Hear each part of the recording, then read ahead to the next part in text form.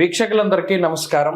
2025వ సంవత్సరంలో ఫిబ్రవరి మాసంలో ఏ విధమైనటువంటి గ్రహగతులు ఉండబోతూ ఉన్నాయి? ఎందుకంటే ఈ గ్రహ సంచారం అనేటువంటిది ఫిబ్రవరి దగ్గర నుండి చాలా కీలకంగా మారబోతూ ఉన్నది. ఉదాహరణకి కుజునికి ఉండేటువంటి వక్రగతి పూర్తయిపోతూ ఉండడం, గురునకు ఉండేటువంటి వక్రగతి పూర్తయిపోతూ ఉండడం, అలాగే గ్రహాల్లో ప్రత్యేకమైనటువంటి మార్పులు ఇవన్నీ వెరసి ద్వాదశ రాశుల పైన పూర్తిగా ప్రభావాన్ని చూపబోతూ ఉన్నాయి. ఉదాహరణకి ఈ మాసంలో ఉండేటువంటి గ్రహస్థితిని గమనిస్తే ఫిబ్రవరి నెల 4వ తారీఖు రాత్రి అంటే 5 వచ్చేస్తుంది. 5వ తారీఖుల గాయతూ గురుని యొక్క వక్రగతి పూర్తయిపోతుంది. ఇప్పటి వరకు వక్రించినటువంటి గురువు ఇక రుజుమార్గంలో ప్రయాణం చేస్తూ తన యొక్క సాధారణ ఫలితాలని ఇవ్వబోతూ ఉన్నారు. ఇక కుజుడు ఇప్పటి వరకు వక్రించి ఉన్నటువంటి కుజుడు ఈ 25వ తారీఖు తోటి ఫిబ్రవరి నెలలోనే తన యొక్క వక్రగతిని పూర్తి చేసుకుని తిరిగి మరలా తన యొక్క రుజు మార్గంలో ఆయన ప్రయాణించబోతూ ఉన్నారు. అలాగే రవి మకర రాశిలో సంచారం చేస్తారు 13వ తారీఖు వరకును. ఆ తదుపరి 13వ తారీఖు లగాయితూ కుంభరాశిలో రవి శని గ్రహాల యొక్క యుతి. ఇది కూడా చాలా ఇంపార్టెంట్. అంటే జ్యోతిష పరిభాషలో గురుశనుల యొక్క యుతి, శనికుజుల యొక్క సమసప్తక స్థితి, రవిశనుల సమసప్తక స్థితి, రవిశనుల యొక్క యుతి. ఎందుకంటే ఆ గ్రహం అస్తంగత్వం అయ్యేటువంటి విధానం ఇవంతా కూడా ఈ కొంత ప్రభావాన్ని చూపెడుతూ ఉంటుంది. ఇప్పటి వరకు రవిశనులు కలిసిందిలా సంవత్సర కాలం తర్వాత మరలా ఇప్పుడే రవిశనులు కలిసి ప్రయాణం చేయబోతూ ఉన్నారు. కాబట్టి శుక్రుడు రాహువు కలిసి మీనరాశి యందు ఉండబోతూ ఉన్నారు. ఇలా ఉన్నప్పుడు ఈ ఫిబ్రవరి మాసంలో ద్వాదశ రాశులకు ఏ విధమైన ఫలితాలు కలగబోతాయో మనం తెలుసుకుందాం. ముఖ్యంగా ఈ మాసం అంతా కూడా దేని మీద ఆధారపడింది అంటే గురుడిచ్చేటువంటి ఫలితాల మీదే ఆధారపడి ఉంటుంది. తప్పితే రవిశనుల యొక్క యుతి జరిగినప్పుడు అనగా 13వ తారీఖు దాటిన తర్వాత కూడా ఎక్కువ విషయాలు ప్రభావితం అవుతూ ఉంటాయి. కాబట్టి ఈ విషయాలను నిశ్చితంగా పరిశీలన చేద్దాం. అందులో భాగంగా ద్వాదశ రాశుల యొక్క ఫలితాలని మనం చూద్దాం. తులారాశి వారికి 2025 ఫిబ్రవరి మాసంలో ఏ గ్రహాలు అనుకూలంగా ఉన్నాయి చూసుకుంటే, ప్రత్యేకించి ఈ గురు కుజుల యొక్క స్థితి అంటే గురువు వక్రగతి వదిలిపెట్టడం, కుజుడు వక్రగతి వదిలిపెట్టడం లేదా కుజుని యొక్క స్థితి వల్ల కలిగే ప్రయోజనం ఏమీ లేదు.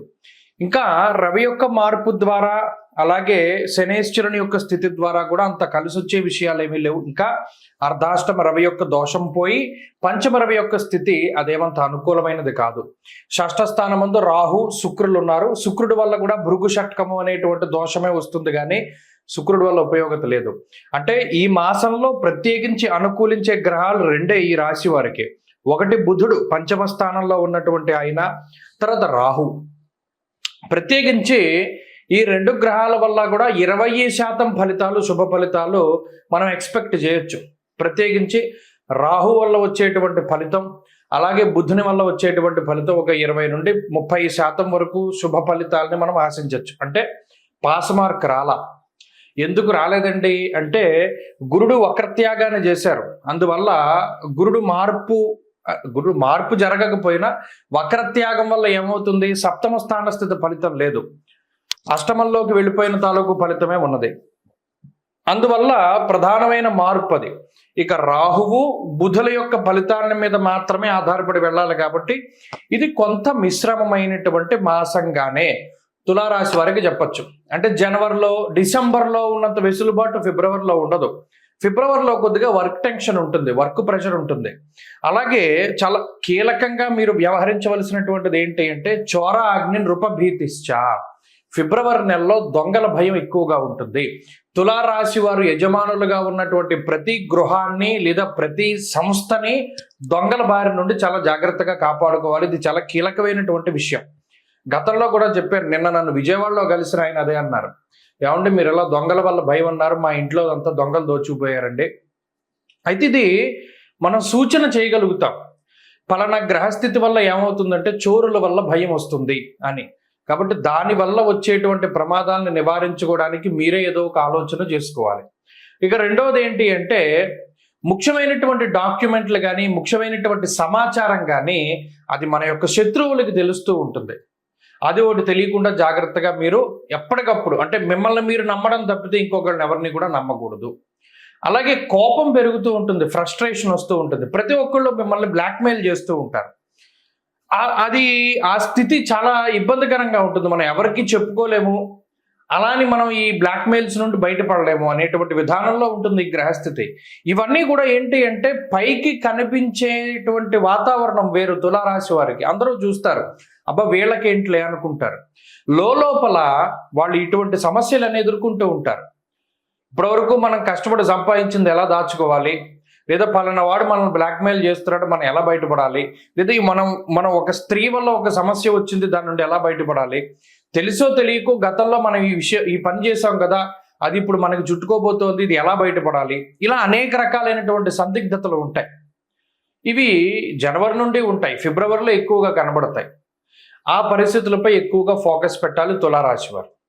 అలాగే తులారాశి వారికి ఈ మాసంలో ఏమవుతుంది అంటే, ప్రత్యేకించి పంచమంలో రవి ఉన్నప్పుడు వచ్చే ఆలోచనలు కూడా రావు.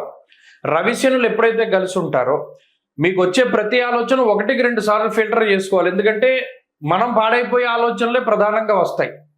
కాబట్టి ఈ ఆలోచనల పరంపరను కూడా నిశితంగా పరిశీలన చేయాలి. ఏది పడితే ఆ నిర్ణయాలను వెంటనే అమలు చేయకూడదు. 1-2 సార్లు సెకండ్ ఒపీనియన్ అన్నది ఖచ్చితంగా ముఖ్యం. అది ఆరోగ్యంలోనైనా, ఆర్థిక వ్యవస్థలోనైనా, దేనిలోనైనా సెకండ్ ఒపీనియన్ అనేది చాలా ఇంపార్టెంట్ తులారాశి వారికి. కాబట్టి ఆ విషయాన్ని దృష్టిలో పెట్టుకోండి. ఇంకోటి ఏంటంటే బద్ధకం ఎక్కువగా ఉంటుంది ఈ నెలంతా కూడా. అదొకటి, కొంత వాయిదా పద్ధతుల ద్వారా ముందుకు వెళుతూ ఉంటారు. ఈ విషయాలన్నీ కూడా ఈ మాసంలో జరుగుతాయి. కాబట్టి ఈ గ్రహస్థితి వల్ల కొంత జాగ్రత్త పడండి. ప్రత్యేకించి సూర్యారాధనే ప్రధానంగా చేయండి.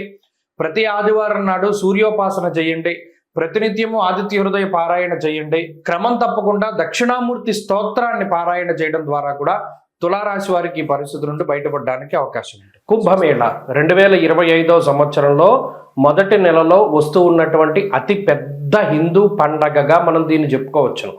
కానీ చాలామంది మనలో అంటే కుంభమేళ అనగానే మనకి నాగసాధువులు కనబడతారు. అలాగే ప్రయాగ్రాజ్లో జరుగుతూ ఉన్నది, భారీ సెట్టింగులు కనబడుతూ ఉన్నాయి. నిజానికి కొన్ని కోట్ల మంది, 40 కోట్ల మందికి పైగా ఈ కుంభమేళాలో పాల్గొంటారు అని చెప్పి అధికారికంగా వినిపిస్తూ ఉన్నటువంటి మాటలు.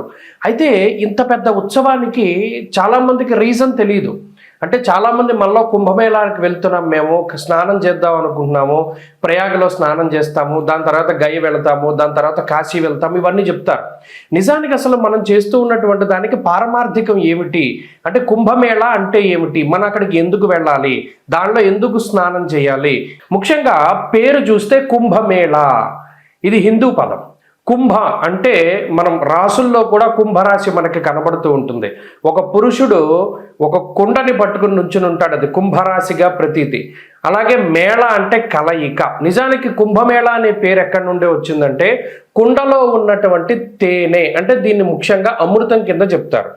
దేవతలు రాక్షసులు 12 సంవత్సరాల పాటు మందర పర్వతాన్ని ఆధారంగా చేసుకుని పరమేశ్వరుడైనటువంటి మహానుభావుడు శ్రీ మహావిష్ణువు ఆయన కూర్మావతారంలో కింద పర్వతం కింద ఉండగా వీళ్ళు కవ్వం కింద చేసుకుని ఈ దేవతలు రాక్షసులందరూ కూడా అమృతం కోసం ఈ పర్వతాన్ని జిలుకుతారు. అదంతా కూడా మనకి తెలిసినటువంటి విషయమే. అయితే ఇలా 12 సంవత్సరాలు ఈ పర్వతాన్ని అంటే ఆ క్షీరసాగరాన్ని మధించిన తర్వాత 12 సంవత్సరాల తర్వాత మనకి అమృతం వస్తుంది.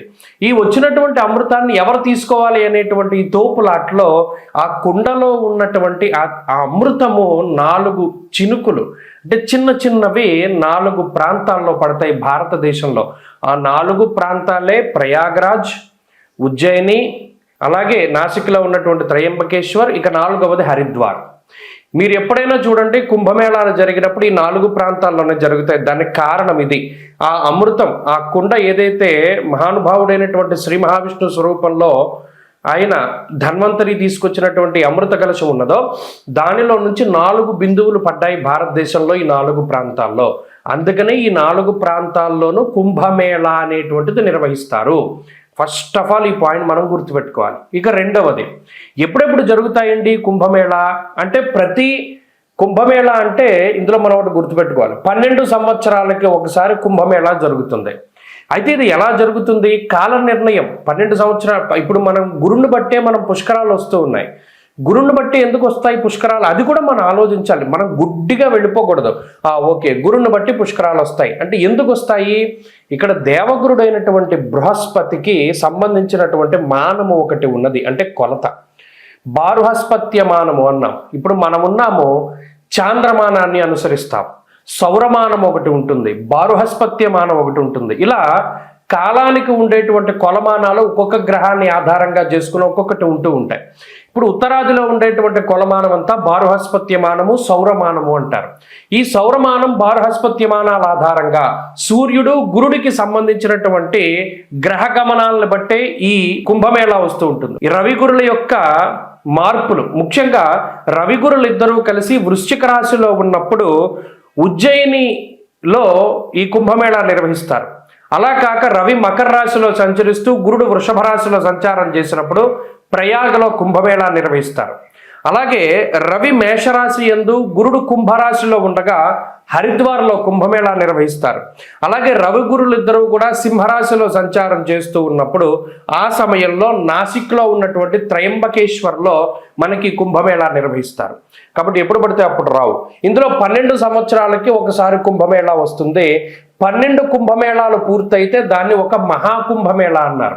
అంటే ఈ లెక్కన మహాకుంభమేళా ఎప్పుడు వస్తుంది? 12లో 144 సంవత్సరాలకి ఒక్కసారి మాత్రమే మహాకుంభమేళా వస్తుంది. ఈ కుంభమేళా వచ్చింది అంటే ఈ 45 రోజుల పాటు సిద్ధులు, యోగులు, మునులు, ఋషులు, కంటికి కనబడనటువంటి శరీరాలతో తిరుగుతూ ఉండేటువంటి వారు, తేజస్వరూపులు, దేవతలు, యక్షులు, కిన్నెరలు, కింపురుషులు, గంధర్వులు ఎవరైతే ఉన్నారో వారందరూ కూడా ఈ కుంభమేళాలో స్నానం ఆచరిస్తారు. అందుకనే దానికి అంతటి ప్రాధాన్యత. మరి ఇంతమంది మహానుభావులు స్నానం చేస్తూ ఉంటే అందులో కూడా మనం ఆ సమయంలో స్నానం చేయడం ద్వారా ఈ శరీరాన్ని అంటిపెట్టుకున్నటువంటి పాపరాశి అంతా దగ్ధమైపోతుంది అన్నాడు. ఇంకా అంతకు మించి మానవ జన్మకి కావాల్సింది ఏముంది? ఆ స్నానం ద్వారా కుంభమేళాలో ఈ శరీరాన్ని భగవంతుడిచ్చినందుకు, ఈ శరీరంతోనే కాకుండా గత జన్మల్లో చేసినటువంటి సంచిత ఆగామి ప్రారబ్ధ కర్మలన్నింటినీ కూడా పోగొట్టుకోవడానికి ఇదొక అద్భుతమైనటువంటి అవకాశం. స్వస్తి.